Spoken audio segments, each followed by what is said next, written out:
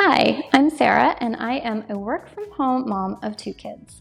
And now that summer is coming up, I want to talk a little bit about the importance of reading every single day. We all know the important benefits of reading. Reading helps kids in school with not only their reading, but their writing as well. It also helps them grow their imagination, creativity, and empathy. Sometimes they don't want to get up off their screens though.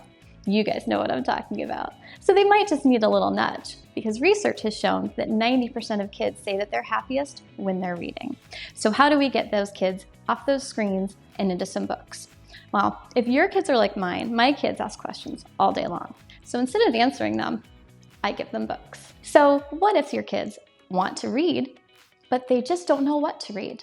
Sometimes a little bit of a different type of book is better.